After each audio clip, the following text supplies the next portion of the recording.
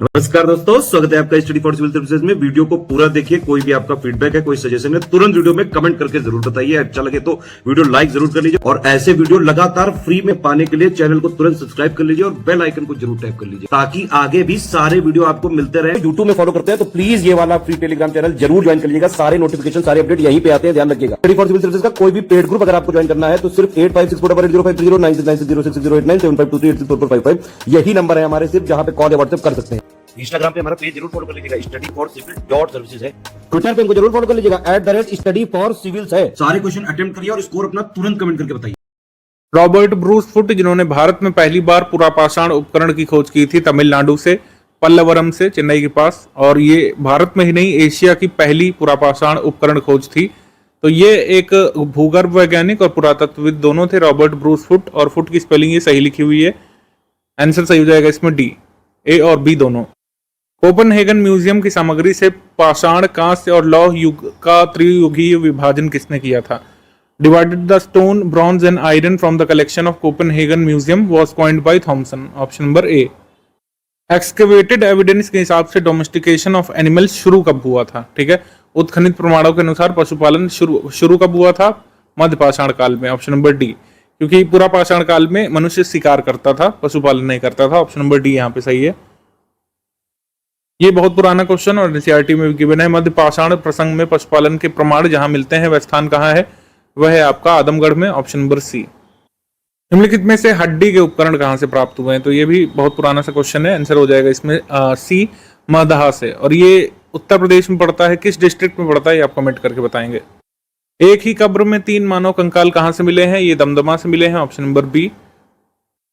खाद्यान्नों का उत्पादन सर्वप्रथम प्रारंभ हुआ था? डोमेस्टिकेशन ऑफ एनिमल्स और प्रोडक्शन ऑफ फूड, या कल्टीवेशन ऑफ सीरियल्स, या फिर कल्टीवेशन ऑफ ग्रेन। ये जो है दो बहुत महत्वपूर्ण एक्सपेक्ट हैं, आपको पता होना चाहिए। मीजोलिथिक हमने बता दिया डोमेस्टिकेशन ऑफ एनिमल्स के लिए, और cultivation of cereals first time started in which period? कल्टीवेशन सबसे पहले स्टार्ट हुआ था नवपाषाण काल में। Option number A. ठीक है, option number A, neolithic period या फिर नियोलिथिक एज। भारत में मानव का सर्वप्रथम साक्ष्य कहां से मिलता है? हथनौरा से मिलता है, तो आंसर हो जाएगा इसमें डी, नर्मदा वैली से। Option number D. ये अभी हाल में जो पेपर हुआ था 12 फेब को, पीसीएसजे का जो पेपर हुआ था उसमें पूछा गया था, अलग सा क्वेश्चन है। एका आंदोलन का मुख्य उद्देश्य क्या था? तो एका आंदोलन का जो मुख्य उद्देश्य आंसर की के हिसाब से है लगान का नकदी में परिवर्तन करना। ऑप्शन नंबर सी, लगान का नकदी में परिवर्तन करना, conversion of taxes into cash. यही आप मानेंगे, ये यूपीपीएससी के ऑफिशियल की में भी यही सही माना गया है। ये भी पीसीएसजे का क्वेश्चन है कि साहित्यिक कृति के कुछ अंश 2.5 दिन के झोपड़ा नामक वास्तुकृति से मिलते हैं? तो ये है आपका ऑप्शन नंबर सी, हरिकेली नाटक। ऑप्शन नंबर सी। गैरिक मृदभांड यानी ओकरी कलर्ड पॉटरी जो है, ये कहां से जो है इसका नामकरण हुआ था? मतलब ये कहां की पॉटरी थी जो कि ओकरी कलर्ड पॉटरी कहलाई थी? हस्तिनापुर से जो मिली थी। ऑप्शन नंबर ए। ताम्रपाषाण काल में महाराष्ट्र के लोग मृतकों को घर के फर्श के नीचे किस तरह रखकर दफनाते थे? तो ये था नॉर्थ साउथ पोजीशन में। ऑप्शन नंबर ए, नॉर्थ साउथ पोजीशन में। निम्नलिखित में से किस स्थान पर मानव के साथ कुत्ते के दफनाए जाने के साक्ष्य मिलते हैं? मानव के साथ कुत्ते के साक्ष्य बुरझोम में मिलते हैं। ऑप्शन नंबर ए। बुरझोम जो है कहां पे है, ये सब भी आगे के एमसीक्यूज में आपको पता चलता जाएगा। कुत्ते के मानव के साथ मिलने के अवशेष और गर्त आवास के अवशेष दोनों ही मिलते हैं बुरझोम से। ऑप्शन नंबर ए, बुरझोम से। विंध्य क्षेत्र के शिलाश्रय से सर्वाधिक मानव कंकाल कहां से मिले हैं? ठीक है, विंध्य क्षेत्र के किस शिलाश्रय से सर्वाधिक मानव कंकाल मिले? ये लेखाइया से। Option number D. जितने भी मध्य पाषाण के स्थल हैं, इस बार की स्टडी फॉर सिविल सर्विसेज के हिस्ट्री के नोट्स में एक मैप भी बना करके हमने दिया था, जो कि जनरली किसी बुक में आपको मिलता नहीं है। जो भी साइट्स थे उनको अपने मैप किया था, क्योंकि इस तरीके के क्वेश्चन जो है पूछा जा चुका है। साइटों को जो है क्रम से लगाने को आपको दे सकते हैं, नॉर्थ साउथ में, ईस्ट वेस्ट में। तो आप देख सकते हैं दमदमा यहाँ है, सराय नाहर राय नीचे है, लेखैया यहाँ है, चौपनी मांडो यहाँ है, महागड़ा यहाँ है, महदा यहाँ है। ठीक है, तो आप थोड़ा सा इसका स्क्रीनशॉट लेकर के और बिल्कुल आप देखिए कौन कौन से जिलों में उत्तर प्रदेश में ये साइट्स पड़ रही हैं। ठीक है, क्योंकि अब 5th और 6th पेपर भी आपको देना है उत्तर प्रदेश के संबंध में, तो थोड़ा डीप हमको उतरना पड़ेगा यूपी के संबंध के फैक्ट्स में। मानव समाज विलक्षण है क्योंकि यह मुख्यतः आश्रित होता है किस पर? Human society is unique because it is depends mainly on culture. ठीक है, ऑप्शन नंबर ए, कल्चर पर। इंडस वैली सिविलाइजेशन को हम किस पीरियड का मानते हैं या किस एज का मानते हैं? ये हम लोग इसको मानते हैं आद्य ऐतिहासिक युग का, अर्ली हिस्टोरिक एज का मानते हैं, ऑप्शन नंबर बी। सिंधु घाटी सभ्यता गैर आर्य क्यों थी? सिंधु घाटी सभ्यता गैर आर्य थी क्योंकि एक नगरीय सभ्यता थी, जबकि जो आर्य सभ्यता थी वो एक चारागाह सभ्यता थी। ठीक है, आर्य सभ्यता एक चारागाह सभ्यता थी। इसके बारे में पूछा भी जा चुका है, यूपीपीएससी 20 का पेपर अगर आपको याद हो तो उसमें इस तरीके का मैचिंग वाला सवाल आया था। तो आर्य सभ्यता को पेस्टोरल मानते हैं और या फिर चारागाह सभ्यता मानते हैं। तो इस तरीके से आंसर हो जाएगा ए। सिंधु घाटी सभ्यता को आर्यों से पूर्व की ओर रखे जाने का महत्वपूर्ण कारक क्या है? Important reason to keep Indus valley civilization before Aryan culture. तो इसका आंसर हो जाता है पॉटरीज, मृदभांड। ये पुराने पेपर में आया हुआ सवाल है और यही सही उत्तर इसमें माना गया था, पॉटरीज। सिंधु घाटी संस्कृति वैदिक सभ्यता से कैसे भिन्न थी? तो सिंधु घाटी संस्कृति में विकसित शहरी जीवन की सुविधाएं थी और वैदिक में नहीं थी, और यहाँ पे पिक्टोग्राफिक स्क्रिप्ट थी जो कि वैदिक में नहीं देखने को मिलती है। सिंधु घाटी सभ्यता में लोहा और रक्षा शास्त्रों के ज्ञान का अभाव था, ये सही है। ठीक है, ज्यादातर यहाँ पर चालकोलिथिक टूल्स मिले हैं, और जबकि लोहा जो है प्रोमिनेंट कहाँ पे, कृष्ण आयस जिसको बोलते हैं वैदिक काल में। तो तीनों ही यहाँ पे सही हो रहे हैं, तो आंसर सही हो जाएगा इसमें डी। ठीक है, all of the above. Harappa सभ्यता की जानकारी का प्रमुख स्रोत क्या है? ऑब्वियसली पूरी हड़प्पा सभ्यता की जो अस्तित्व हमारे सामने आया था वो आर्कियोलॉजिकल एक्सकवेशन से तो आया था। जो नगर जो है जमीन में गड़ा हुआ है वही तो सब बाहर आया था ना। तो ऑप्शन नंबर सी यहाँ पे सही है। सिंधु घाटी सभ्यता पर किसने प्रकाश डाला था? यही दूसरी तरीके से पूछने का इसको तरीका है। पुरातत्व संबंधी खुदाई से ही ये पूरी सभ्यता बाहर आई थी जमीन के नीचे से, ऑप्शन नंबर बी। मूर्ति पूजा का आरंभ कब से माना जाता है? The idol worship is to be considered in pre Aryan. ठीक है, प्री आर्यन से माना जाता है, ऑप्शन नंबर ए। अब इसमें जो है सही सुमेलित करना है, तो हड़प्पा में शवाधान R37 सिमिट्री मिलती है, लोथल में डॉकयार्ड, ये आराम से आप कर लेंगे। कालीबंगा से नर्तकी की मूर्ति, और मोहनजोदाड़ो से जुता हुआ खेत। ये यहाँ पे रॉन्ग होता है थोड़ा, ये बोल दिया मैंने, कालीबंगा से जुते हुए चावल के खेत और मोहनजोदाड़ो से नर्तकी की मूर्ति। तो इस तरीके से हमारा आंसर हो जाएगा डी। डी यहाँ पे सही मैचिंग बन रही है। जुते हुए चावल के खेत की खोज जो है कहाँ हुई थी? कालीबंगा में, ऑप्शन नंबर बी यहाँ पे सही है। अब रिवर जिसके किनारे ये लोकेटेड हैं, तो अगर देखें तो हड़प्पा रावी किनारे, और कालीबंगा घग्गर के किनारे, लोथल जो है भोगवा नदी के किनारे, और रोपड़ जो है सतलज के किनारे पंजाब में। तो आंसर सही हो जाएगा इसमें ऑप्शन नंबर ए। ग्रेट बाथ महान स्नानागार जो है कहाँ से प्राप्त किया गया है? कहाँ से मतलब मिला था हमको, कहाँ देखने को मिला था? तो मोहनजोदाड़ो में, ऑप्शन नंबर ए। सिंधु सभ्यता के बारे में निम्नलिखित में से कौन सा कथन असत्य है? लोहे से परिचित नहीं थे, ये आपको ध्यान रखना है। लोहा जो है पूरी तरीके से वैदिक पीरियड का माना जाएगा। मात्र देवी की उपासना की जाती थी, व्यापार वाणिज्य उन्नत दशा में था, नगरों में नालियों की सुदृढ़ व्यवस्था भी थी। अब जो ये साइट्स हैं वो कहाँ कहाँ पे? आलमगीरपुर उत्तर प्रदेश में है, सही। रोपड़ पंजाब में है, और कालीबंगा जो है ये हरियाणा में नहीं, राजस्थान में, तो ये सही सम्मिलित नहीं है। लोथल गुजरात में है, आंसर हो जाएगा इसमें सी। मांडा जो है ये जम्मू कश्मीर में, मांडी उत्तर प्रदेश में पड़ता है, ध्यान रखना है आपको। दैमाबाद महाराष्ट्र में, और राखीगढ़ी आपका पड़ता है हरियाणा में, कालीबंगा राजस्थान में। तो इस तरीके से हमारा आंसर हो जाएगा इसमें सी सही हो जाएगा। कौन से स्थल सिंध में अवस्थित हैं हड़प्पा सभ्यता की, ये आपको बताना है। तो मोहनजोदड़ो, छानूदाड़ो, ये जो है सिंध क्षेत्र में पड़ते हैं, ऑप्शन नंबर यहाँ पे सही हो जाएगा बी। ऑप्शन नंबर यहाँ पे बी वाला सही होगा, 2 और 3। छानूदाड़ो के उत्खनन का निर्देशन किसने किया था? ये किया था J.H. मैके ने, ऑप्शन नंबर ए, J.H. मैके। सिंधु घाटी सभ्यता का कौन सा स्थल अब पाकिस्तान में है? तो ये हड़प्पा, ऑप्शन नंबर बी। दाधेरी जो कि एक लेट हड़प्पन साइट है, ये कहाँ पे पड़ती है? ये पड़ेगी आपकी पंजाब में, ऑप्शन नंबर बी, पंजाब में। कौन सा स्थल भारत में स्थित है? तो हड़प्पा मोहनजोदड़ो पंजाब में, और लोथल पड़ जाएगा गुजरात में, भारत में, ऑप्शन नंबर सी। वह हड़प्पा कालीन नगर जिसका प्रतिनिधित्व लोथल का पुरातत्व स्थल करता है किस नदी पर है? ये भोगवा, ऑप्शन नंबर सी। लोथल कहाँ है? गुजरात में। तो देखिए वे कई सारे मतलब पेपर हैं पुराने सालों के, तो रिपीट करते हैं क्वेश्चन कई बार। पहले बहुत रिपीट होते थे, अब कम होते हैं। और ये जो क्वेश्चन है कई बार ऐसा होगा कि 4-5 क्वेश्चन मिला के एक साथ मैचिंग में या मल्टीपल स्टेटमेंट में पूछे जाते हैं कई बार। सिंधु घाटी का जो पोर्ट सिटी है वो कौन सा है? ऑब्वियसली लोथल है, ऑप्शन नंबर सी। भारत का सबसे बड़ा हड़प्पा पुरा स्थल कौन सा है? तो भारत का सबसे बड़ा राखीगढ़ी है, ऑप्शन नंबर डी। ये याद रखना है, भारत का सबसे बड़ा हड़प्पन पूरा स्थल है राखीगढ़ी। स्थापित सिंधु घाटी सभ्यता जिन नदियों के बीच बसी है वो कौन कौन सी हैं? तो सिंधु घाटी सभ्यता सिंधु में, चेनाब में और झेलम के बीच बसी थी। आंसर सही हो जाएगा 1, 2, 3। गंगा में नहीं थी सिंधु घाटी सभ्यता। सिंधु घाटी सभ्यता की विकसित अवस्था में निम्नलिखित में से किस स्थल से घरों में कुआं यानी कि पीने योग्य जल संरक्षण के अवशेष मिले हैं? तो पोर्टेबल ड्रिंकिंग वाटर यानी पीने योग्य जल संरक्षण के साक्ष्य आपको मिलते हैं मोहनजोदड़ो से। Option number D.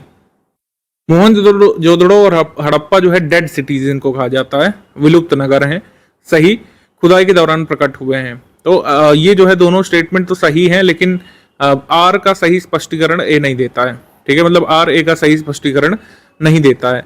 अगर यहाँ पे ये लिखा होता कि ये नगर बहुत हजारों वर्ष पहले थे, लेकिन जो है किसी प्राकृतिक आपदा के कारण नष्ट हो गए थे, तो वहां पे सही हो जाता। तो ऑप्शन नंबर बी यहाँ पे सही है।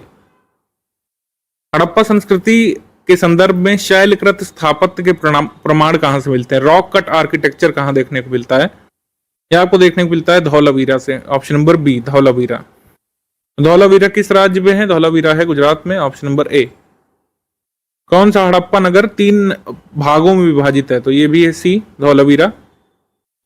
अब ध्यान रखिएगा, मैंने बताया कि पीने योग्य जल संरक्षण के साक्ष्य मोहनजोदड़ो से, लेकिन एक उन्नत जल प्रबंधन और संरक्षण व्यवस्था के साक्ष्य कहां से देखने को मिलते हैं?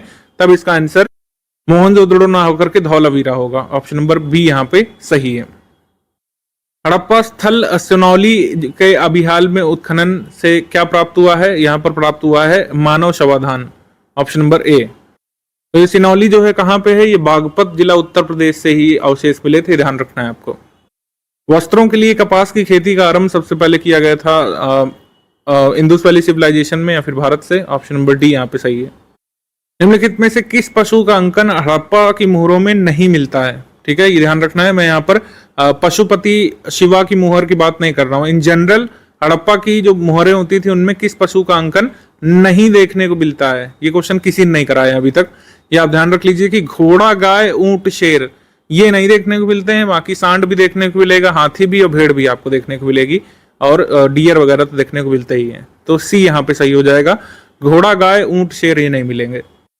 मृण पट्टिका पर उत्कीर्ण सींग युक्त देवता की कृति कहां से प्राप्त हुई है? Horned deity engraved on a terracotta cake has been discovered from Kalibanga. ठीक है, कालीबंगा। Option number B. निम्नलिखित में से कौन सी सभ्यता नील नदी के तट पर पनपी थी? तो इसका आंसर हो जाएगा मिस्र की सभ्यता, Egypt civilization. Option number D.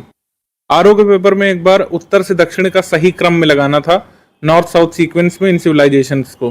ठीक है, तो नॉर्थ से शुरू करते हुए एस्टेक सभ्यता सबसे पहले, फिर माया सभ्यता, फिर मुइस्का सभ्यता, फिर इंका सभ्यता। Option number D. संस्कृति मतलब ये क्लासिकल संस्कृत में आर्य शब्द का मतलब क्या होता है? इन जनरल डिक्शनरी संस्कृत में अगर देखें तो आर्य का मतलब होता है नोबल मैन, एक उत्तम व्यक्ति। सबसे पुराना वेद कौन सा है? तो आंसर हो जाएगा ऋग्वेद। वेद त्रयी किसे बोलते हैं या फिर त्रयी किसे बोलते हैं? 3 वेदों का जो समूह होता है इनको त्रयी बोलते हैं।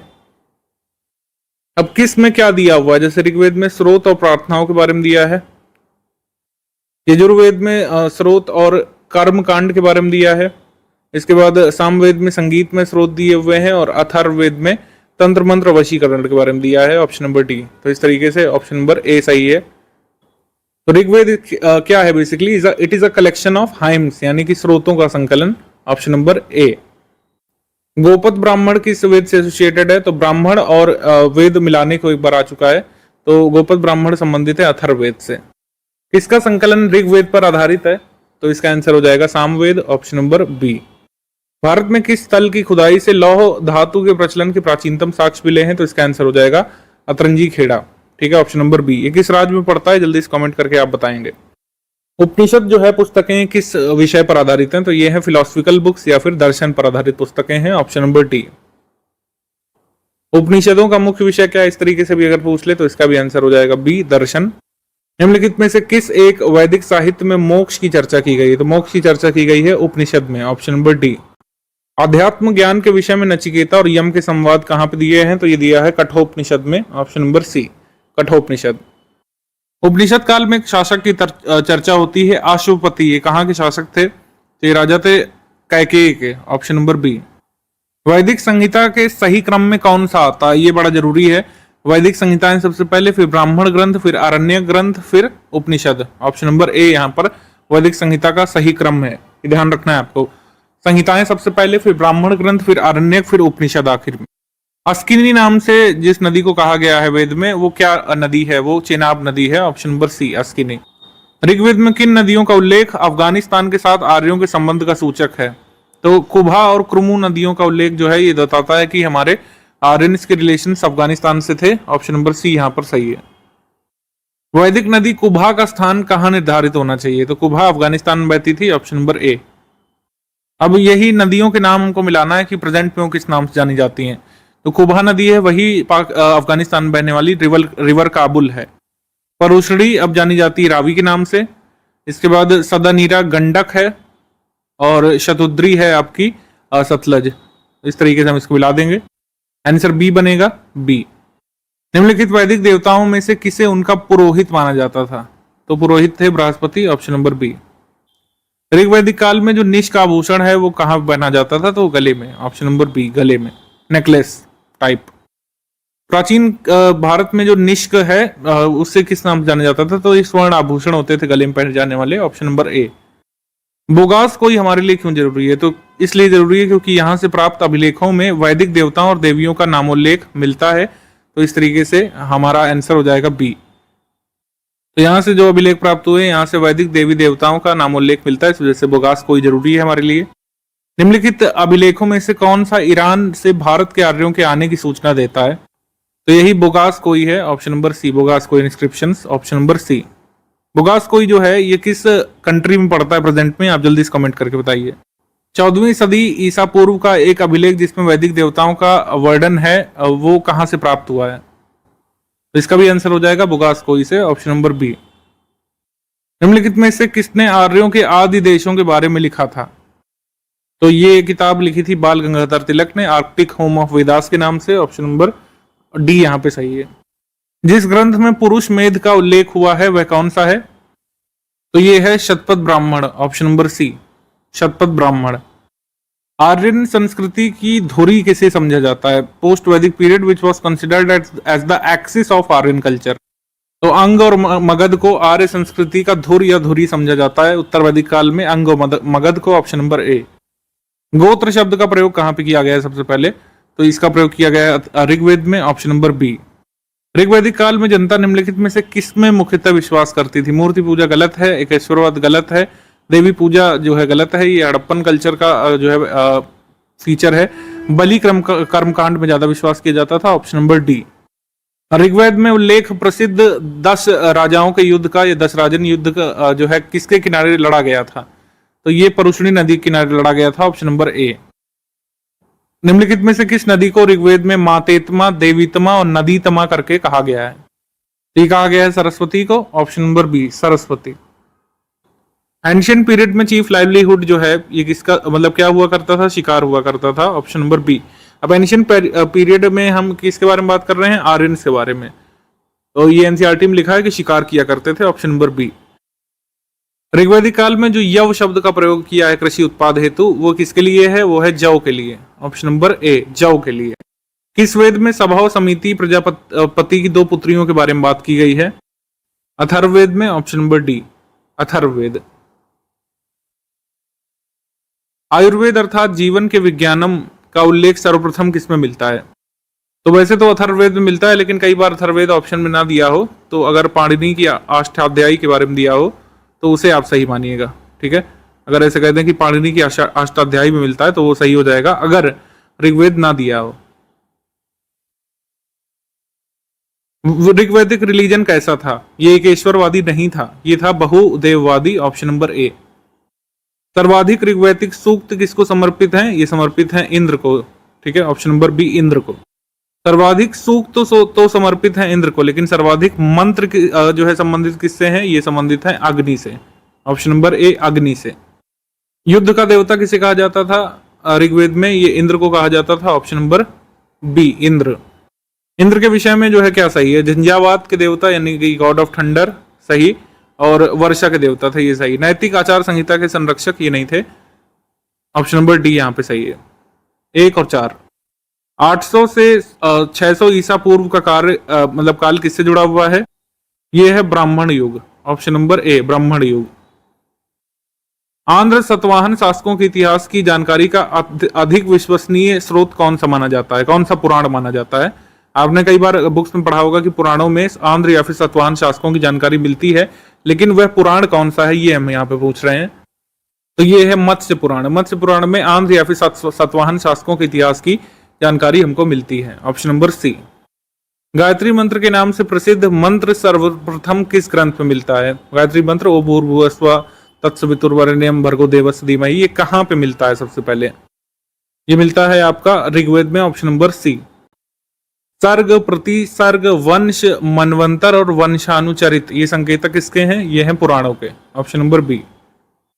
पुराणों की संख्या कितनी है? 18 पुराण है कुल मिलाकर के। महाभारत मूलतः किस रूप में जानी जाती थी? तो महाभारत को कहते थे जय संहिता, ऑप्शन नंबर डी जय संहिता। डैश को मौर्यों के इतिहास के लिए अधिक प्रमाणिक माना जाता है, तो यह है विष्णु पुराण, ऑप्शन नंबर ए। सत्यमेव जयते कहां से लिया गया है? तो यह मुंडकोपनिषद से लिया गया है, option number D Mundakopanishad. Rigveda की जो बेसिक स्क्रिप्ट थी या ओल्डेस्ट स्क्रिप्ट थी वो थी ब्राह्मी, ऑप्शन नंबर डी। वैदिक कर्मकांड में होता या होत्र किससे संबंधित है? तो होता या होत्र संबंधित है, ऑप्शन नंबर ए ऋग्वेद से। अवेस्ता, जैन अवेस्ता और ऋग्वेद में समानता है। अवेस्ता किस क्षेत्र से संबंधित है? तो ये ईरान से संबंधित है, ऑप्शन नंबर बी। वैदिक काल में किस जानवर को अघन्य माना गया है? तो अघन्य माना गया है गाय को। ऋग्वैदिक काल के प्रारंभ में निम्नलिखित में से किसे महत्वपूर्ण मूल्यवान संपत्ति माना गया है? अघन्य या फिर गाय को, ऑप्शन नंबर बी। बुद्ध के जीवन की किस घटना को महाविनिष्क्रमण के रूप में जाना जाता था? तो ये है डिपार्चर फ्रॉम होम, यानी कि उनका गृह त्याग, option number C. Gautam Buddha की मां किस वंश संबंधित थी? कुलीय वंश की महिला थी, ऑप्शन नंबर डी। बुद्ध का जन्म कहां पर हुआ था? लुम्बिनी में, ऑप्शन नंबर बी, जो प्रेजेंट में जगह नेपाल में है। निम्नलिखित में से किस राजवंश के अभिलेख के इस परंपरा का समर्थन होता है कि लुम्बिनी शाक्य मुनि बुद्ध का जन्म स्थान था? तो मौर्यों के अभिलेखों से हमको पता चलता है कि लुम्बिनी शाक्य मुनि बुद्ध का जन्म स्थान था। निम्नलिखित में से कौन सा एक अशोक का अभिलेख इस परंपरा की पुष्टि करता है कि गौतम बुद्ध का जन्म लुम्बिनी में हुआ था? अब पहले हमसे पूछा किस वंश का, तो मौर्य वंश का कौन सा वो अभिलेख है अशोक का? तो ये रुम्मनदेही स्तंभ अभिलेख है, ऑप्शन नंबर डी। निम्नलिखित में से किस शासक के एक अभिलेख से सूचना मिलती है कि शाक्यमुनि बुद्ध का जन्म लुम्बिनी में हुआ था? तो इसका आंसर अशोक है। महापरिनिर्वाण कहां पर हुआ था? तो बुद्ध का महापरिनिर्वाण हुआ था कुशीनगर में। नहीं भाई, कुशीनगर में नहीं, इसका आंसर हो जाएगा बोध गया, ऑप्शन नंबर बी। इसको कोई भी बता सकता है, बोध गया में हुआ था। बहुत सारी चीजें आती रहती है जब भी कॉन्फ्रेंस होते हैं बुद्धिज्म के, तो महापरिनिर्वाण पर सबसे ज्यादा फोकस करते हैं, वो बोध गया में, option number B. Gautam Buddha का महापरिनिर्वाण किस राज्य में हुआ था पूछ रहे हैं? तो मल्लों का शासन था, ऑप्शन नंबर सी। महापरिनिर्वाण किसके गणतंत्र में हुआ था? तो गणतंत्र तो पहले होते थे मल्लों के गणतंत्र में, ऑप्शन नंबर ए। महापरिनिर्वाण मंदिर अवस्थित है कहां पर? लेकिन ये जो है मतलब बोध गया नहीं लगाइएगा, ये कुशीनगर में ही है, ऑप्शन नंबर ए। यहाँ पर ऑप्शन नंबर ए ही सही है, इसमें सी नहीं लगाना है। महापरिनिर्वाण मंदिर कुशीनगर में है, उत्तर प्रदेश में। गौतम बुद्ध द्वारा अपने धर्म में दीक्षित किया जाने वाला अंतिम व्यक्ति था Subhadra, option number D. Buddha द्वारा रूपांतरित या फिर बौद्ध धर्म में लाए गए व्यक्तियों में से कौन सा अंतिम था? तो इसका आंसर भी सुभद्र या फिर सुबद्ध होगा। बुद्ध ने अपने जीवन की अंतिम वर्षा ऋतु कहां बिताई थी? वैशाली में, ऑप्शन नंबर बी। अलार कलाम कौन थे? तो बुद्ध के गुरु थे अलार कलाम, option number D. Mahatma Buddha ने अपना पहला धर्म चक्र परिवर्तन किस स्थान पर दिया था, यानी पहला उपदेश? तो इसका आंसर हो जाएगा Sarnath, option number B.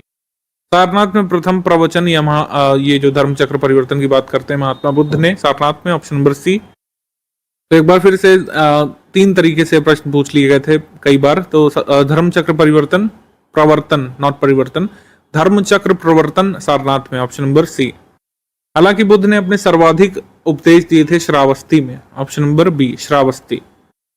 Buddha Kaushambi किसके राज्य में आए थे? मतलब उस समय किसका शासन था? उदयन का था, ऑप्शन नंबर बी।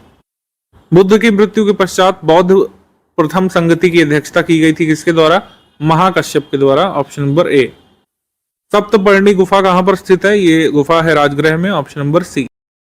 चतुर्थ बौद्ध संगति जो है किसके शासनकाल में हुई थी? चतुर्थ बौद्ध संगति हुई थी कुषाण वंश के शासक कनिष्क के शासनकाल में, ऑप्शन नंबर ए।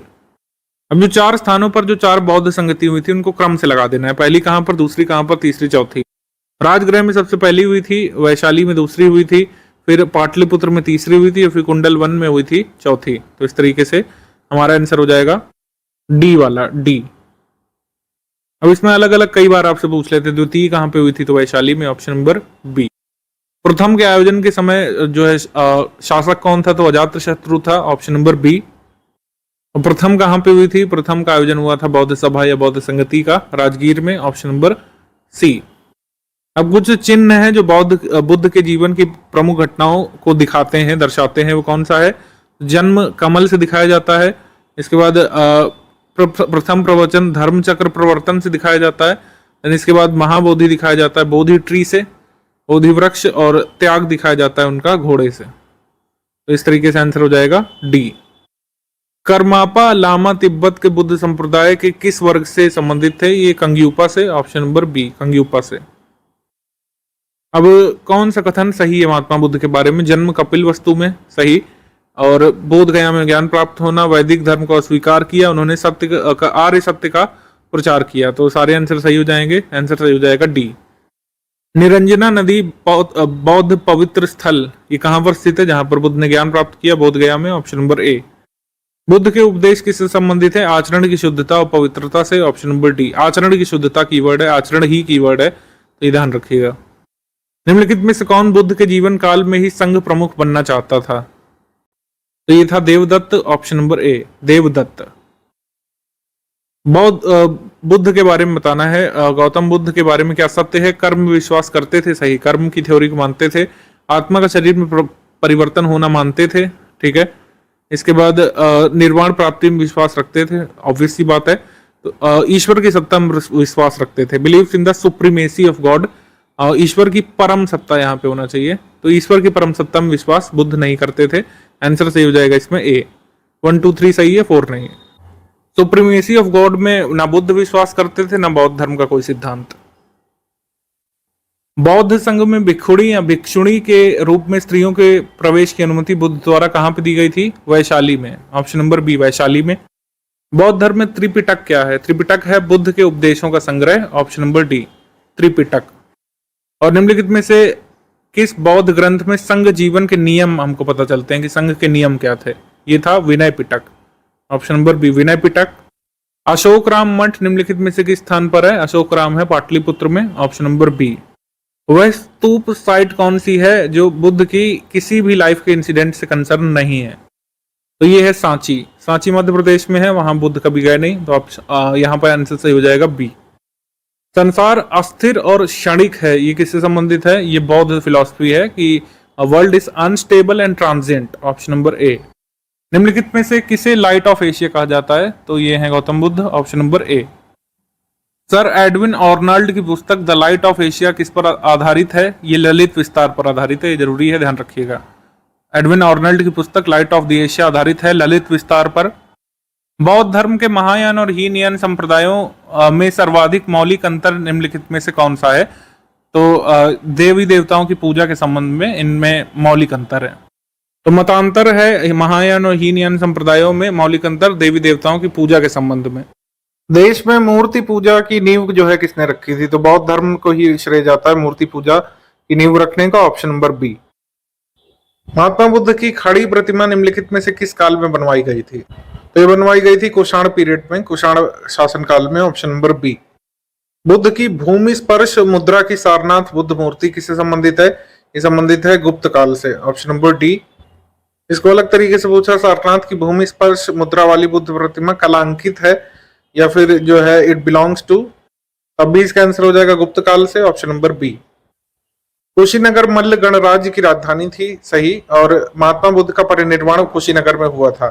ये दोनों कथन आपके सही हो रहे हैं, लेकिन किसी भी तरीके से आर ए को एक्सप्लेन नहीं कर रहा है या फिर उसका स्पष्टीकरण नहीं कर रहा है। ये दोनों अलग अलग इंडिपेंडेंट जो है फैक्ट हैं जो सही है आपस में।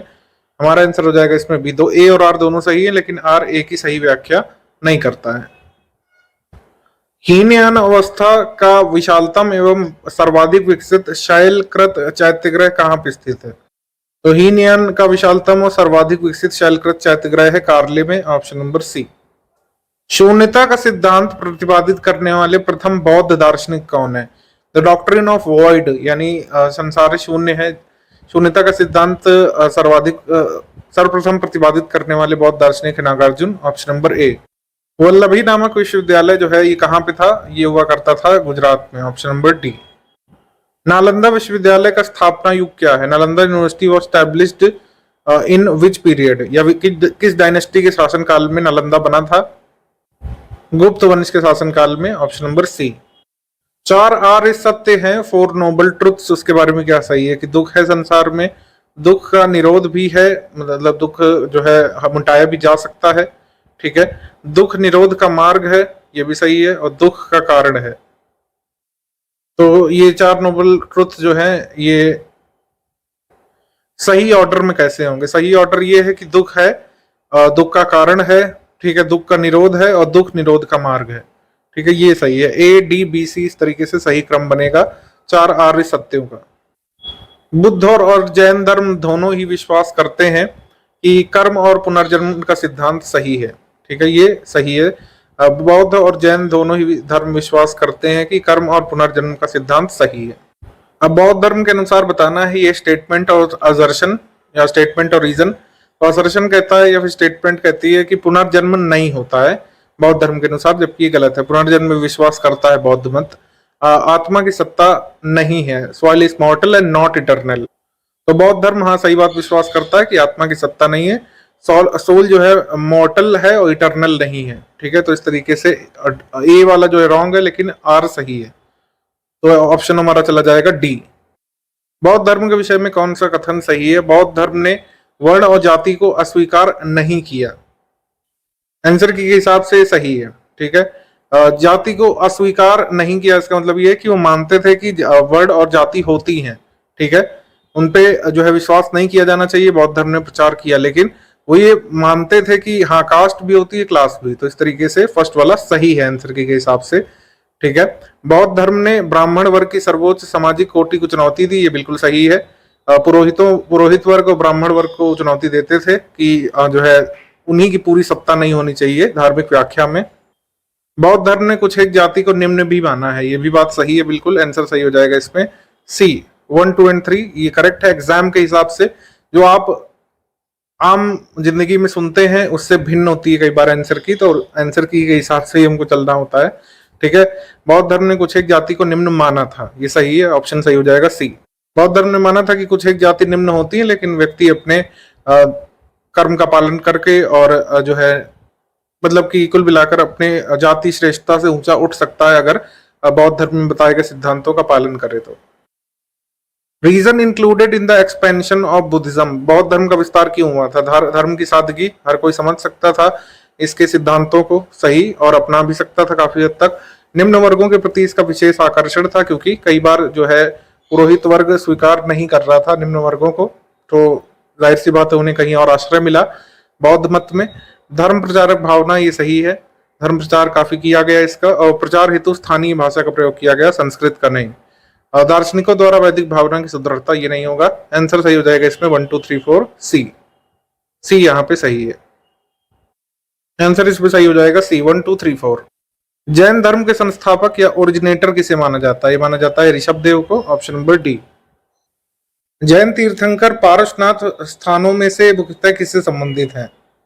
तो पारसनाथ का संबंध मुख्य रूप से है वाराणसी से, ऑप्शन नंबर ए, वाराणसी या फिर काशी से। महावीर स्वामी का जन्म कहां पर हुआ था? तो इनका जन्म हुआ था मगध में, option number C. Kundalpur Magadh में जन्म स्थान किसका है? ये है महावीर स्वामी का, ऑप्शन नंबर सी। महावीर स्वामी को किस नदी के किनारे ज्ञानोदय प्राप्त हुआ था? तो बुद्ध को निरंजना किनारे और महावीर को ऋजुपालिका किनारे, ऑप्शन नंबर डी यहाँ पे सही है, ऋजुपालिका नदी, ऑप्शन नंबर डी। तीर्थंकर शब्द किस मत से जुड़ा है? तो मेनली जैनों में तीर्थंकर होते हैं, ऑप्शन नंबर डी यहाँ पे सही है। निम्नलिखित में से कौन एक जैन तीर्थंकर नहीं थे? चंद्रप्रभु थे, नेमिनाथ से थे, संभवनाथ थे, मल्लीनाथ थे, लेकिन नाथ मुनि नहीं थे, ऑप्शन नंबर बी। प्रभास गिरी जिनका तीर्थ स्थल है वो कौन है? प्रभास गिरी जो पिलग्रिमेज साइट है ये जैन धर्म के लोगों की है, ऑप्शन नंबर बी। त्रिरत्न सिद्धांत, सम्यक धारण, सम्यक आस्था, सम्यक विश्वास, सम्यक चरित्र, सम्यक ज्ञान, मतलब सम्यक आस्था या सम्यक विश्वास कह सकते हैं, एक ही बात है। सम्यक चरित्र, सम्यक ज्ञान किस धर्म की महिमा है? तो इसका आंसर हो जाएगा जैन धर्म, ऑप्शन नंबर सी। विश्व विनाशकारी प्रलय की अवधारणा में कौन विश्वास नहीं करता है? तो इसका आंसर हो जाएगा जैन धर्म, ऑप्शन नंबर बी।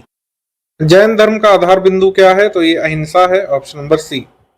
पाटलिपुत्र के संस्थापक हमेशा उदयन माने जाते हैं बीपीएससी की के हिसाब से, आंसर यहाँ पे ए होगा। उदयन वासव दत्ता की दंत कथा संबंधित है किस जो है सिटी से? तो उज्जैन से, ऑप्शन नंबर ए, उज्जैन से। जो अर्लियर रिपब्लिक थे जैसे शाक के, जैसे कि लिच्छवी, ठीक है, तो इसमें यौधेय शामिल नहीं था, ठीक है, ऑप्शन नंबर सी यहाँ पे सही है। यौधेय जो है कोई रिपब्लिक नहीं हुआ करता था अर्ली रिपब्लिक में, सी यहाँ पे सही है। 16 महाजनपदों के विषय में किस बौद्ध ग्रंथ से सूचना मिलती है? तो सूचना मिलती है अंगुत्तर निकाय से, ऑप्शन नंबर डी। 16 महाजनपदों की सूची उपलब्ध है अंगुत्तर निकाय में, भगवती सूत्र में, तो यहाँ पे अंगुत्तर निकाय दिया है, तो ऑप्शन नंबर बी यहाँ पे सही है। एक बार फिर से पूछा गया था कौन सा बौद्ध ग्रंथ 16 महाजनपदों का उल्लेख करता है? तो अंगुत्तर निकाय। महाभारत के अनुसार उत्तरी पांचाल की राजधानी स्थित थी कहां पर? ये थी अहिछत्र में, ऑप्शन नंबर सी। चंपा किस महाजनपद की राजधानी थी? तो ये थी अंग की, ऑप्शन नंबर डी, अंग की। 6ठी शताब्दी ईसा पूर्व में शुक्तमती राजधानी किसकी थी? ये थी चेदी महाजनपद की, ऑप्शन नंबर सी। मगध की राजधानी कौन सी थी? तो मगध की राजधानी है गिरिवज्र या राजगृह, ऑप्शन नंबर सी। प्राचीन श्रावस्ती का नगर विन्यास किस आकृति का है? ये भी कई बार आ जाता है। श्रावस्ती का आकार है अर्धचंद्राकार, ऑप्शन नंबर बी। निम्नलिखित में से कौन सा राजकुमार पितृहंता वंश से आता है या फिर अपने पिता की हत्या जिसने की थी वो था अजातशत्रु, ऑप्शन नंबर ए। मालवा क्षेत्र पर मगध की सत्ता का विस्तार निम्नलिखित में से किसके शासनकाल में हुआ था? शिशुनाग वंश के शासकों के शासनकाल में हुआ था, ऑप्शन नंबर यहाँ पे सही हो जाएगा डी।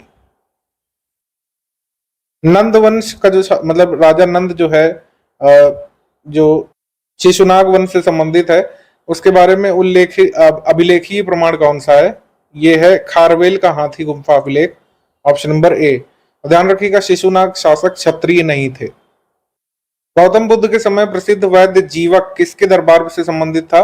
ये था बिंबिसार से, ऑप्शन नंबर ए, बिंबिसार से। कालपी नगर किस नदी के किनारे स्थित है? ये है यमुना किनारे, ऑप्शन नंबर बी।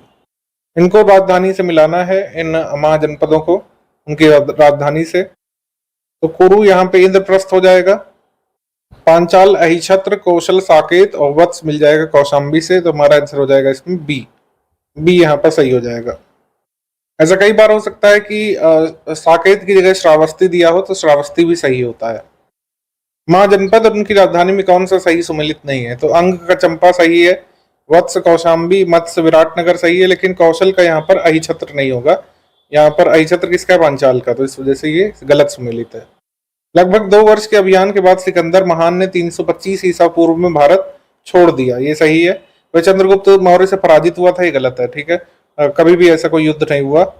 हमारे हिस्टोग्राफी में कभी नहीं रिकॉर्ड किया गया कि चंद्रगुप्त मौर्य से जो है सिकंदर पराजित हुआ था, ऐसा कभी नहीं हुआ। ऑप्शन नंबर सी, ए सही है, लेकिन आर गलत है, रॉन्ग स्टेटमेंट है। युद्ध भूमि में बड़ी संख्या में सैनिकों के मारे जाने अथवा आहत हो जाने के बाद किस भारतीय गण अथवा राज्य की स्त्रियों ने सिकंदर के विरुद्ध शस्त्र धारण किया था? ये मत्सग ने किया था, ऑप्शन नंबर डी। ये बहुत जरूरी है, ये एग्जाम में अभी भी रेलिवेंट है, आ सकता है। मत्सग ने जो है मत्सग राज्य की स्त्रियों ने सिकंदर के विरुद्ध शस्त्र धारण किए थे। भारत में सिकंदर की सफलता निम्नलिखित कारणों से थी। उस समय भारत में कोई केंद्रीय सत्ता नहीं थी, सही। उसकी फौज बेहतर थी, ये भी सही है। देशद्रोही शासकों से सहायता मिली, अच्छा प्रशासक था, ये कोई महत्वपूर्ण कारण नहीं था। हमारा आंसर सही हो जाएगा इसमें बी, 1, 2 और 3। उस वीर भारतीय शासक का नाम बताइए जिससे सिकंदर ने झेलम के तट पर पराजित किया था। तो वो है पुरु या फिर पोरस, ऑप्शन नंबर बी। निम्नलिखित में से कौन सिकंदर के साथ भारत नहीं आया था? तो डाइमेकस नहीं आया था, बाकी ये आए थे अरिस्टोबुलस, नियरकस और ओनिस्क्रिट्स। प्रथम भारतीय साम्राज्य स्थापित किया गया था किसके द्वारा? चंद्रगुप्त मौर्य के द्वारा, ऑप्शन नंबर सी। निम्न में से किसने सैंड्रो कोटस और सिकंदर महान की भेंट का उल्लेख किया है? ये किया है जस्टिन ने, ऑप्शन नंबर बी, जस्टिन ने। कौटिल्य किसके शासनकाल में प्रधानमंत्री थे? तो इसका आंसर हो जाएगा Chandragupta Maurya, option number C. Chanakya अपने बचपन में किस नाम से जाने जाते थे? तो इसका आंसर हो जाएगा Vishnugupta, option number C Vishnugupta. Kautilya का अर्थशास्त्र क्या है? तो अर्थशास्त्र नाम से सुनते ही आपको लगता है कि शायद इकोनॉमी की बुक होगी। ऐसा नहीं है, ये प्रिंसिपल्स ऑफ गवर्नमेंट यानी कि शासन के सिद्धांतों पर आधारित किताब है, ऑप्शन नंबर डी। निम्नलिखित में से जो राज्य का सप्तांग सिद्धांत जो कौटिल्य ने दिया था, तो राज्य का 7वां अंग किसे बताया था कौटिल्य ने या चाणक्य ने? मित्र को, ऑप्शन नंबर सी। निम्नलिखित में से किसकी तुलना प्रिंस ऑफ मैकियावेली से किया जा सकता है? प्रिंस ऑफ मैकियावेली और कौटिल्य के अर्थशास्त्र एक ही जैसे हैं, ऑप्शन नंबर बी। किसके शासनकाल में डिमेकस भारत आया था? तो बिंदुसार के शासनकाल में डिमेकस भारत आया था। निम्नलिखित में से किस प्राचीन नगर के अवशेष कुप्रहार स्थल से प्राप्त हुए हैं? इसका आंसर है Pataliputra, option number B. Actually यहाँ कुप्रहार नहीं होगा, यहाँ कुम्रहार होगा। इंग्लिश मीडियम में सही दिया हुआ है। कुम्रहार साइट से जो अवशेष प्राप्त हुए हैं पाटलिपुत्र से, ऑप्शन नंबर बी। बुलंदी बाग प्राचीन स्थान कहाँ का है? ये पाटलिपुत्र का है, option number B. Malwa Gujarat एवं महाराष्ट्र किस शासक ने पहली बार जीता था? जीता था चंद्रगुप्त मौर्य ने, option number D. Gujarat Chandragupta Maurya साम्राज्य में सम्मिलित था, ये हमें कहाँ से पता चलता है? तो ये हमें पता चलता है रुद्रदामन जो चेदी वंश का शासक था या खारवेल वंश का, रुद्रदामन के जूनागढ़ के शिला अभिलेख से हमको पता चलता है, ऑप्शन नंबर बी। चंद्रगुप्त ने सेल्यूकस को किस वर्ष में पराजित किया था? तो चंद्रगुप्त ने सेल्यूकस को डिफीट किया था, ऑप्शन नंबर सी 305 ईसा पूर्व में, 305 बीसी में, बिफोर क्राइस्ट।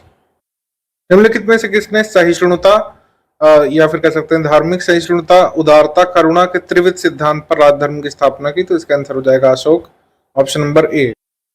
210 नंबर, अशोक के निम्नलिखित में से किस अभिलेख में दक्षिण भारतीय राज्यों का उल्लेख हुआ है? तो ये हुआ है दूसरे मुख्य शिलालेख में, option number B, second major rock edict में। निम्नलिखित में से किस ग्रंथ में या सोर्स में अशोक के राज्य में तृतीय बौद्ध समिति होने का उल्लेख मिलता है? तो मिलता है दीप वंश में और महावंश में, दोनों में। आंसर सही हो जाएगा इसमें बी। मौर्य काल में रज्जुक क्या होते थे? तो रज्जुक होते थे अधिकारी, ऑफिसर्स। मौर्य शासन में अधिकारी और कहलाते थे रज्जुक, ऑप्शन नंबर बी। सारनाथ स्तंभ का निर्माण करवाया था किसने? अशोक ने, ऑप्शन नंबर बी। सर्वश्रेष्ठ स्तूप किसे माना जाता है? सर्वश्रेष्ठ स्तूप माना जाता है सांची का स्तूप। सांची का स्तूप किस शासक ने बनवाया था? तो इसका आंसर अशोक है, ऑप्शन नंबर बी। कौशाम्बी है, कौशाम्बी में आपका घोषितराम मठ, और कुशीनगर में आपका रणभर स्तूप। उसके बाद सरल है धमेख आपका सारनाथ में है, श्रावस्ती में सहित महित है। तो आंसर सही हो जाएगा इसमें सी। तीर्थ यात्रा के समय सम्राट अशोक निम्नलिखित स्थानों पर गए, उनका जो है सही क्रम आपको बता देना है। 6 स्थानों में पहले कहां पर गए, सेकंड कहां पर गए, ये आपको बताना है। तो पहले वो गया गए, फिर कुशीनगर गए, फिर जो है लुम्बिनी गए, फिर कपिल वस्तु, देन सारनाथ और फिर श्रावस्ती। सही ऑर्डर हो जाएगा बी यहाँ पे। अब एटलीस्ट अगर पहले 3 भी याद रखेंगे तो हमेशा ही आप ध्यान रख सकेंगे इसको। सबसे पहले अशोक गए थे तीर्थ यात्रा में, गया, देन गए थे कुशीनगर, फिर लुम्बिनी। पत्थर पर प्राचीनतम शिलालेख किस भाषा में लिखे गए थे, ये बताना है। तो इसका आंसर हो जाएगा प्राकृत, ऑप्शन नंबर सी। ब्राह्मी लिपि पर प्रथम उद्वाचन किस पर उत्कीर्ण अक्षरों से किया गया था? तो इसका आंसर था पत्थर की पट्टियों पर, ऑप्शन नंबर ए। अशोक के शिलालेखों को सबसे पहले डेसिफर या डिकोड करने का काम किया था जेम्स प्रिंसेप ने, ऑप्शन नंबर सी। एक बार फिर से पूछ लेते हैं, ऐसे अशोक के शिलालेखों को सर्वप्रथम पढ़ने का काम किया था जेम्स प्रिंसेप ने। इसको ऐसे पूछ लेंगे आपसे कि ब्राह्मी लिपि को सर्वप्रथम किसने पढ़ा था जिसमें अशोक के शिलालेख थे? तो एक बार फिर से जेम्स प्रिंसेप ने। वह स्थान जहां प्राक अशोक ब्राह्मी लिपि का पता चला है, pre Ashokan Brahmi script was found in Anuradhapur, option number B Anuradhapur. Ashok का नामोल्लेख कहां पर हुआ है? The name of Ashoka has been mentioned in Gurjara inscription, option number A. Ashok का जो रोमनदई स्तंभ है वो किस बारे में जानकारी देता है? वो जानकारी देता है बुद्ध के जन्म के बारे में, कि उनका जन्म लुम्बिनी में हुआ था। गुर्जरा लघु शिलालेख जिसमें अशोक का नाम का उल्लेख किया गया है वो कहां पर है? यह मध्य प्रदेश के दतिया जिले में, ऑप्शन नंबर बी। कालसी प्रसिद्ध है, तो कालसी प्रसिद्ध है अशोका के एडिक्ट्स के कारण, ऑप्शन नंबर सी। कलिंग युद्ध का वर्णन कहाँ पे दिया गया है? कलिंग युद्ध ये दिया गया है 13वें शिलालेख में, रॉक एडिक्ट 13 में। यूपीएससी 2022 में पूछा गया था, अशोक के निम्न शिलालेखों में से पूर्ण रूपेण धार्मिक सहिष्णुता या फिर धार्मिक संश्लेषण के प्रति समर्पित शिलालेख कौन सा है? तो ये है रॉक एडिक्ट नंबर 12, ठीक है, ऑप्शन नंबर बी। निम्नलिखित में से किस दक्षिणी राज्य का उल्लेख अशोक के अभिलेखों में नहीं है? तो सातवाहन का उल्लेख अशोक के रॉक एडिक्ट नहीं करते हैं, ध्यान रखिएगा। टॉलमी फिलाडेल्फस जिसके साथ अशोक के राजनयिक संबंध थे, कहाँ के शासक था? ये शासक था मिस्र का यानी इजिप्ट का, ऑप्शन नंबर बी। अशोक का कंटेम्पररी तुर्मय कहाँ का शासक था? तो तुर्मय रूलर था इजिप्ट का, ऑप्शन नंबर ए। निम्नलिखित में से किस राजवंश के शासकों के सुदूर देशों जैसे सीरिया और मिस्र के साथ संबंध थे? तो मौर्य वंश के शासकों के, ऑप्शन नंबर सी। अशोक ने कलिंग को मौर्य साम्राज्य में जोड़ने का काम किया था, सही, ओडिशा साइड कलिंग शासन था। कलिंग दक्षिण भारत को जाने वाली स्थलीय एवं समुद्री मार्गों को नियंत्रित करता था, ये भी सही। तो हमें आर से पता चल रहा है कि अशोक ने ऐसा क्यों किया होगा, कलिंग को साम्राज्य में क्यों मिलाया होगा, क्योंकि यहाँ पर लैंड और सी रूट्स इंपॉर्टेंट हुआ करते थे। तो आंसर यहाँ पर ए हो जाएगा। ए और आर दोनों सही है और आर ए का सही स्पष्टीकरण भी करता है। मौर्यकालीन शासकों ने धार्मिक आधार पर भू अनुदान नहीं दिया था, ये सही है, ठीक है। उसके बाद है कि भू अनुदान के विरुद्ध कृषकों ने विद्रोह किया था, ऐसा कुछ नहीं हुआ था। तो आंसर सही हो जाएगा, ए सही है लेकिन आर गलत है। किसके शासनकाल में मेगास्थनीज भारत आए थे? चंद्रगुप्त मौर्य के शासनकाल में, सी। निम्नलिखित में से किस स्रोत में उल्लिखित है कि प्राचीन भारत में दास्तां नहीं हुआ करती थी? तो इसका आंसर है मेगास्थनीज की इंडिका। मौर्य समाज का विभाजन 7 वर्ग में विशेष तौर पर उल्लिखित है, किसमें? मेगास्थनीज की इंडिका में, ऑप्शन नंबर डी। मौर्य साम्राज्य के नगर प्रशासन का विस्तृत वर्णन कौन प्रदान करती है ग्रंथ या किताब? मेगास्थनीज की इंडिका ही, ऑप्शन नंबर बी। मौर्य शासकों के बारे में क्या कथन सही है? संस्कृति कला साहित्य का विकास किया, सही। प्रांतीय विभाजन उन्होंने किया अपने देश के, सही। हिंदू कुश तक साम्राज्य फैलाया, सही। लेकिन सोने के सिक्के में मौर्य नरेश आगे नहीं है, इसका आंसर हो जाएगा डी। ए सी डी यहाँ पे मौर्य शासकों से संबंधित है। सोने के सिक्कों में मौर्य शासकों का कंट्रीब्यूशन नहीं है। भाग व बलि क्या थे? तो ये सोर्सेस ऑफ रेवेन्यू थे या फिर टैक्सेस थे, ऑप्शन नंबर बी। भाग और बलि क्या थे? टैक्सेस। मौर्य काल में सीता का मतलब क्या है? तो सीता का वैसे तो मतलब हल की नोक होता है, लेकिन मौर्य काल में इसका मतलब था राजकीय भूमि से प्राप्त था, रेवेन्यू फ्रॉम स्टेट लैंड। राजस्व इकट्ठा करने का काम कौन करता था? राजस्व इकट्ठा करना समाहर्ता का काम है और राजस्व का लेखा जोखा रखना सन्निधाता का काम है, ये ध्यान रखिएगा। निम्नलिखित में से कौन मौर्य युगीन अधिकारी माप तौल का अधिकारी था? ये था पौतवाध्यक्ष, पौतवाध्यक्ष, ऑप्शन नंबर ए। निम्नलिखित में से किसमें पुनर्विवाह का वर्जन किया गया है? मनुस्मृति में। हालांकि विडो रिमैरिज के बारे में यहाँ पे कहा गया है कि विडोस रिमैरिज कर सकती हैं जिनका पति ना रहा हो, तो पुनर्विवाह वैसे वर्जित किया गया है मनुस्मृति में। ईसवी सन से पूर्व की कुछ शताब्दियों में निम्नलिखित में से किन शासकों ने गिरनार क्षेत्र में जल संसाधन व्यवस्था की ओर ध्यान दिया था? ठीक है, तो ये ध्यान दिया था चंद्रगुप्त मौर्य ने और अशोक ने। आंसर सही हो जाएगा इसमें बी, 2 और 3। जल की आवश्यकता को ध्यान में रखते हुए जिस शासक ने गिरनार क्षेत्र में झील का निर्माण करवाया था वह कौन था? वह था चंद्रगुप्त मौर्य, ऑप्शन नंबर ए। निम्नलिखित अभिलेखों में से किसमें अशोक का उल्लेख मिलता है? महाक्षत्रप रुद्रदामन के जूनागढ़ इंस्क्रिप्शन में अशोक का उल्लेख मिलता है, ऑप्शन नंबर ए। निम्नलिखित में से कौन सा युग में सही सुमेलित है? तो लोथल एंशियंट डॉकयार्ड था, सही। Sarnath first sermon of Buddha, ये भी सही। और Nalanda great seat of Buddhist learning, ये भी सही। Law and capital of Ashok, ये राजगीर नहीं था। तो हमारा आंसर हो जाएगा 1, 2, 4 सही, सी। निम्नलिखित में से किस हिंद यवन शासक ने शीशे के सिक्के जारी किए थे? लेड कॉइन्स जारी किए थे स्ट्रैटो ने। अब स्ट्रैटो किस वंश का शासक था ये आपको पता होना चाहिए, कि हो सकता है पूछेंगे किस वंश के शासकों ने लेड कॉइन्स जारी किए थे। निम्नलिखित में से शासकों में से किसने सिक्कों पर संकर्षण और वासुदेव दोनों को दिखाया गया है? तो अगाथोक्लेस के सिक्के में संकर्षण और वासुदेव दोनों को दिखाया गया, ऑप्शन नंबर डी। काव्य शैली का प्राचीनतम नमूना कौन सा है? काथियावाड़ का रुद्रदामन का जो है शिलालेख, ये है अभिलेख आप कह सकते हैं हम लोग, इंस्क्रिप्शन। ये काठियावाड़ के रुद्रदामन का काव्य शैली का प्राचीनतम नमूना माना जाता है। बिना बेगार के किसने सुदर्शन झील का जीर्णोद्धार करवाया था? रुद्रदामन प्रथम ने, ऑप्शन नंबर डी। उत्तरी तथा उत्तर पश्चिमी भारत में सर्वाधिक संख्या में तांबे के सिक्के किसने जारी किए थे? तांबे के सर्वाधिक सिक्के सबसे ज्यादा जारी किए थे कुषाण वंश के शासकों ने, सही है। अब यहाँ पर आप सिर्फ ये नहीं ध्यान रखिए कि सोने के सिक्के सर्वाधिक चलाए थे, लेकिन तांबे के सिक्के भी सर्वाधिक मात्रा में कुषाण वंश के शासकों ने जारी किए थे, ऑप्शन नंबर बी। प्राचीन भारत में किसने नियमित रूप से सोने के सिक्के चलवाए थे? तो ये कुषाण शासकों ने, ऑप्शन नंबर सी। बुद्ध का किसके सिक्कों पर अंकन हुआ है? तो कनिष्क के सिक्कों में बुद्धा को दिखाया गया है, ऑप्शन नंबर बी। निम्नलिखित में से किस शासक को सर्वप्रथम सोने के सिक्के जारी करने का श्रेय जाता है? तो इसका आंसर विम कटफिसस है। यह बीपीएससी में एक बार आ चुका है और आंसर के हिसाब से सही भी था। सर्वप्रथम सोने के सिक्के जारी करने का श्रेय कुषाण शासकों में विम कटफिसस को जाता है, ऑप्शन नंबर बी। यौधेय वंश के शासकों के सिक्कों पर किस देवता का अंकन मिलता है? कार्तिकेय का या मुरुगन का, ऑप्शन नंबर डी। कनिष्क के सारनाथ बौद्ध प्रतिमा अभिलेख की तिथि क्या है? यह है 51 ईस्वी, 51 एडी हम लोग कह सकते हैं। कुषाण शासक कनिष्क का राज्याभिषेक कब हुआ था? 78 एडी में हुआ था, ऑप्शन नंबर डी। और इसी के शासनकाल के आरंभ होते ही शक संवत भी शुरू होता है, ऑप्शन नंबर बी। विक्रम और शक संवत में कितना अंतर है? 135 वर्षों का, ऑप्शन नंबर सी। विक्रम संवत का प्रारंभ हुआ था? ये प्रारंभ हुआ था 57 बीसी में, ऑप्शन नंबर बी। कभी थोड़ा कैलेंडर बेस्ड क्वेश्चन पहले आ जाते थे, अब नहीं आते हैं। मैं कहूंगा आप इसको स्किप कर सकते हैं, ये सब अब नहीं पूछा जाएगा। अश्वघोष किसका समकालीन था? तो ये था कनिष्क का समकालीन, ऑप्शन नंबर सी। निम्नलिखित में से कौन एक कनिष्क के दरबार से संबंधित नहीं थे? तो पतंजलि कनिष्क के दरबार में नहीं थे, बाकी चरक थे, नागार्जुन, अश्वघोष।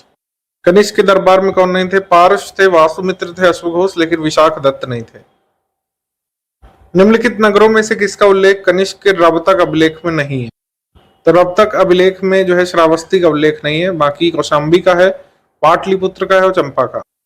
इनमें से किस आयुर्वेदाचार्य ने तक्षशिला विश्वविद्यालय में शिक्षा प्राप्त की थी? तो चरक ने भी प्राप्त की थी, जीवक ने भी। आंसर सही हो जाएगा इसमें सी, मतलब डी सही हो जाएगा, बी और सी दोनों सही।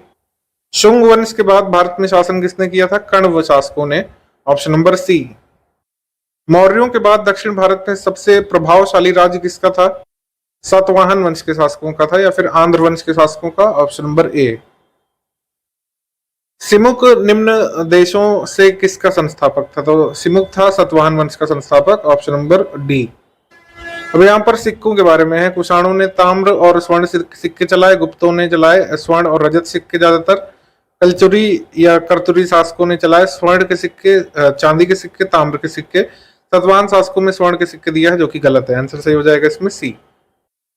अफगानिस्तान का बामियान प्रसिद्ध था गांधार शैली की बुद्ध प्रतिमा के लिए, ठीक है। गांधार शैली की जो बुद्ध प्रतिमा है वो अफगानिस्तान के बामियान में अभी भी उसके अवशेष हैं, ऑप्शन नंबर डी यहाँ पे सही है।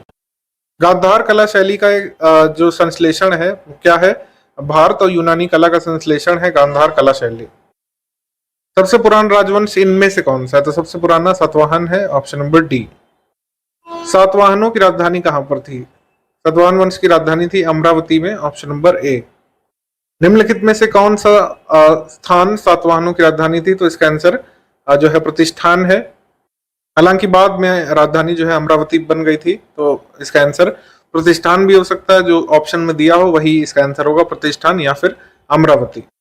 निम्नलिखित शासकों में से किसके लिए एका ब्राह्मण का प्रयोग किया गया है? तो एका ब्राह्मण प्रयोग किया गया है गौतमीपुत्र सातकर्णी के लिए, ऑप्शन नंबर सी। कुषाण फारस की खाड़ी और लाल सागर से होकर व्यापार करते थे, सही।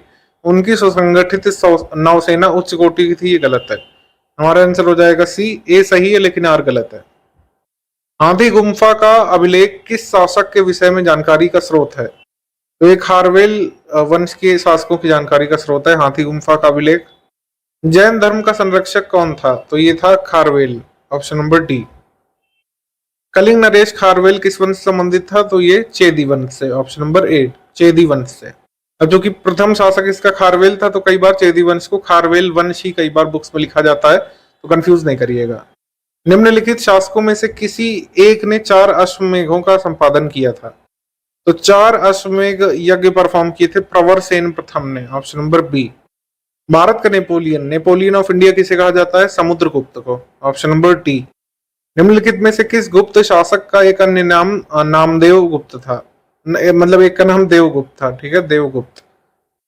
तो देवगुप्त कहा जाता था चंद्रगुप्त द्वितीय को, ऑप्शन नंबर बी। ये थोड़ा सा चोल वंश का यहाँ पे क्वेश्चन आ गया, देख लेते हैं। ये हरियाणा पीसीएस में पूछा गया था। मलिगई कोल नामक एक प्रमाणिक मापन इकाई किसने शुरू की थी?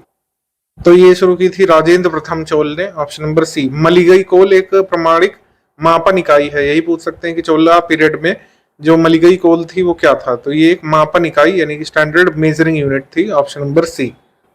इलाहाबाद का अशोक स्तंभ किसके बारे में सूचना प्रदान करता है? तो सूचना प्रदान करता है समुद्रगुप्त के बारे में, ऑप्शन नंबर डी। एक इसको इस तरीके से पूछेंगे, प्रयाग प्रशस्ति किसके सैन्य अभियान के बारे में जानकारी देती है? तो समुद्रगुप्त के बारे में, ऑप्शन नंबर बी। समुद्रगुप्त के प्रयाग प्रशस्ति वाले स्तंभ पर किसका लेख मिलता है? तो इसको जो है जहांगीर ने फिर बाद में एडिट कराया था, तो फिर जहांगीर का भी इसमें उल्लेख मिलता है, ऑप्शन नंबर ए। पृथ्वी प्रथम वीर की उपाधि किसको मिली थी? ये मिली थी समुद्रगुप्त को, ऑप्शन नंबर ए। दिल्ली का कुव्वतुल इस्लाम मस्जिद के प्रांगण में उन्नत प्रसिद्ध लौह स्तंभ किसकी स्मृति में बना हुआ है? तो ये बना हुआ है चंद्रगुप्त के स्मृति में। और ध्यान रखिएगा, हम चंद्रगुप्त मौर्य की नहीं बात कर रहे हैं, गुप्त वंश के चंद्रगुप्त की बात कर रहे हैं। तो इसका आंसर हो जाएगा बी। कुव्वतुल इस्लाम मस्जिद के प्रांगण में उन्नत प्रसिद्ध लौह स्तंभ चंद्रगुप्त की स्मृति में है, गुप्त वंश के शासक चंद्रगुप्त की स्मृति में बना है, ऑप्शन नंबर बी। कौन सा राजवंश हूणों के आक्रमण से अत्यंत विचलित था? तो इसका आंसर हो जाएगा गुप्त, ऑप्शन नंबर सी। हूणों ने भारत पर आक्रमण किया था स्कंदगुप्त के शासनकाल में, ऑप्शन नंबर सी यहाँ पे सही है, स्कंदगुप्त के शासनकाल में। निम्नलिखित में से किस गुप्त शासक ने हूणों पर विजय प्राप्त की? तो इसका आंसर भी हो जाएगा Skandagupta, option number C. Mahabalipuram स्थित रथ मंदिर किसने बनवाए थे? ये बनवाए थे पल्लव शासकों ने, ऑप्शन नंबर बी, पल्लव वंश के शासकों ने। महाबलीपुरम का सप्त रथ मंदिर बनवाया था किसने? ये पल्लव वंश के ही नरसिंह वर्मन द्वारा, ऑप्शन नंबर बी। मामल्लपुरम में रथ स्मारकों के निर्माण के लिए कौन उत्तरदायी है? तो एक बार फिर से Pallava, option number B, Pallava शासक। निम्नलिखित में से सबसे छोटा मतलब रथ मंदिर में सबसे छोटा रथ किसका है? द्रौपदी रथ का, ऑप्शन नंबर ए, द्रौपदी रथ। अब इसमें मिलाना है कौन कहाँ पे है। तो एलिफेंटा क्या है? एलिफेंटा बेसिकली एक गुफा है, गुफा है, केव। देन इसके बाद श्रवण बेलगोला, तो श्रवण बेल मूर्ति है यहाँ पर। देन इसके बाद मतलब मूर्ति के लिए प्रसिद्ध है। देन इसके बाद सी खजुराहो मंदिरों के लिए, और सांची यहाँ पर स्तूप के लिए। तो हमारा आंसर हो जाएगा इसमें बी, सही है। एक बार फिर से इसको मिलाना है तो भीमबेटका की गुफाएं कहाँ है? मध्य प्रदेश में, ठीक है। देन इसके बाद अशोक टेम्पल कहाँ है? ये तमिलनाडु में। और हम्पी जो है ये कर्नाटक में है, हम्पी के अवशेष कर्नाटक में, मानस असम में। निम्नलिखित जोड़ों में से किसका सुमेल है? तो खजुराहो के मंदिर जो है ये तो चंदेल वंश के शासकों ने बनाए थे, ऑप्शन नंबर सी। बैजनाथ धाम जो है शिव मंदिर है बेसिकली। और बी यानी बुद्ध गई शांति का प्रथम प्रवचन स्थल सारनाथ, धर्म चक्र प्रवर्तन। दिलवाड़ा में जैन मंदिर बने हुए हैं, और बद्रीनाथ जो है ये विष्णु मंदिर। इसके बाद सूर्य मंदिर ये कोणार्क में है, ओडिशा में। और उसके बाद लिंगराज मंदिर भुवनेश्वर में है। हवा महल आपका जयपुर में है, और गोमतेश्वर की प्रतिमा है श्रवण बेलगोला कर्नाटक में, ऑप्शन नंबर ए।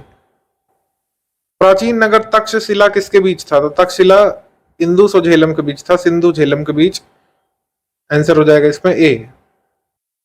सोनगिरी जहां 108 जैन मंदिर बने हुए हैं, ये सर्वाधिक किस जिले के पास पड़ता है? दतिया के पास, ऑप्शन नंबर ए।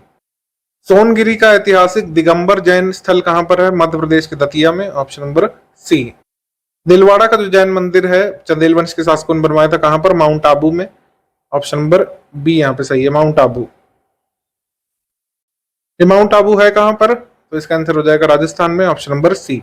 प्रसिद्ध नैमिषारण्य तीर्थ किस जनपद में पड़ता है? ये पड़ता है सीतापुर में, ऑप्शन नंबर सी। निम्नलिखित में से किस मंदिर परिसर में एक भारी भरकम नंदी की मूर्ति है और इसे भारत की विशालतम मूर्ति कहा जाता है? यह है वृहदीश्वर मंदिर में नंदी की विशालतम मूर्ति है, ऑप्शन नंबर ए। तंजौर का बृहदेश्वर मंदिर निर्मित हुआ है, चोल सम्राट किसने बनवाया था बृहदेश्वर का मंदिर तंजौर में? राजराज प्रथम ने, ऑप्शन नंबर बी। चोलों का राज्य किस क्षेत्र में फैला था? तो कोरोमंडल तट और दक्कन के कुछ भागों में, ऑप्शन नंबर डी यहाँ पे सही है। चोल प्रशासन की एक मुख्य विशेषता क्या थी? तो चोल साम्राज्य में मुख्य विशेषता थी ग्राम प्रशासन की स्वायत्ता, autonomy of village administration, option number B. किस दक्षिण भारतीय राज्य में उत्तम ग्राम प्रशासन था? तो इसका आंसर भी हो जाएगा चोल, सी चोल। चोल शासन काल में निम्नलिखित में से कौन सा वरियम उद्यान प्रशासन का कार्य देखता था? ये था थोट्टवरियम, ऑप्शन नंबर सी। नटराज की प्रसिद्ध कांस्य मूर्ति किस कला का उदाहरण है? ये उदाहरण है चोल कला का, ऑप्शन नंबर ए।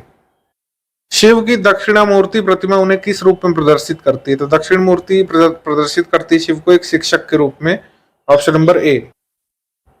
किसके शासनकाल में 72 व्यापारी जो है चीन आए थे, मतलब चीन भेजे गए थे, माफ कीजिएगा।